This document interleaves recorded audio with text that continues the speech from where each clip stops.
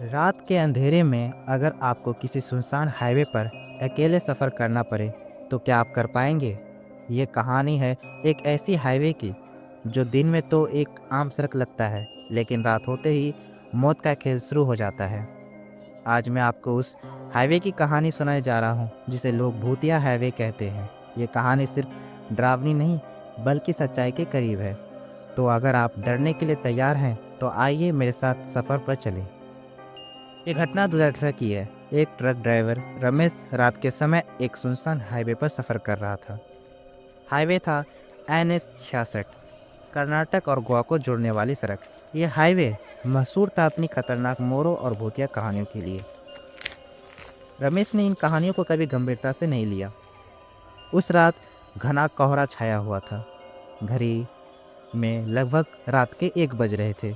रमेश ने अपना ट्रक एक ढाबे पर रोका और गर्म चाय का ऑर्डर दिया। ढाबे के मालिक ने उसे चेतावनी दी, भाई आगे का रास्ता मत पकड़ना, रात के इस पार पर उस हाईवे पर जाना ठीक नहीं होगा। रमेश हंसा और बोला, भाई साहब, भूत प्रेत की बातें मुझसे मत करो, ये सब मन का भ्रम है। मुझे गोवा तक माल पहुंचाना है, मैं निकलता हूँ। रमेश ने ट्रक चालू किया और हाईवे पर निकल पड़ा। सड़क सुनसान थी। कोहरा इतना घना था कि कुछ मीटर आगे देख पाना भी मुश्किल था। ट्रक की हेडलाइट्स भी बेबस लग रही थी। जैसे ही वो आगे बढ़ा, उसे सड़क के किनारे एक औरत खड़ी दिखी। वो सफ़ेद साड़ी पहने हुई थी और उसके बाल बिखरे हुए थे। रमेश ने ट्रक धीमा किया। उसने सोचा कि शायद कोई मदद चाहिए होगी, लेकिन जैसे ही उसने औरत के पास ट्रक रोका, वो अचानक गायब हो गई। रमेश चौंक गया। उसने खिड़की से बाहर झाँका, लेकिन वहाँ कोई नहीं था। उसका दिल तेजी से धड़कने लगा। उसने खुद को संभाला और सोचा, शायद यह मेरी आंखों का धोखा होगा, और वो ट्रक चलाने लगा।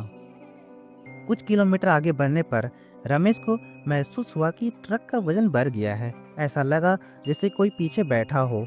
उसने रिव्यू मिरर में देखा और उसकी आंखें खुली की खुली रह गई। पीछे उसी सफ़ेद साड़ी वाली औरत की परछाई दिख रही थी। उसका चेहरा धुंधला था, लेकिन उसकी आंखें चमक रही थी जैसे जलते हुए अंगारे हों।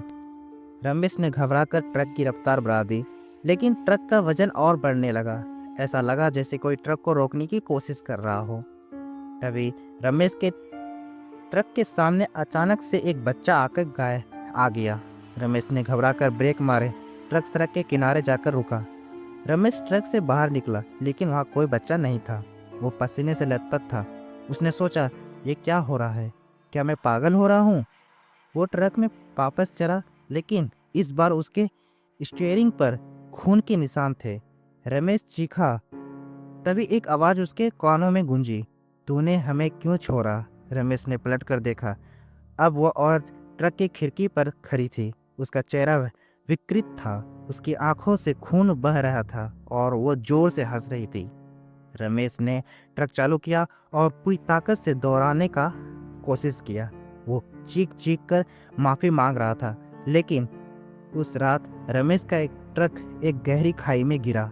अगली सुबह जब लोग घटनास्थल पर पहुंचे तो उन्होंने ट्रक के अंदर रमेश का शव पाया, लेकिन हैरानी की बात यह थी कि ट्रक के शीशे पर खून से लिखा हुआ था, तुम बच नहीं सकते। गांव वालों का कहना है कि NH 66 पर सालों पहले एक परिवार का एक्सीडेंट हुआ था। उस एक्सीडेंट में एक औरत और उसका बच्चा मर गया था।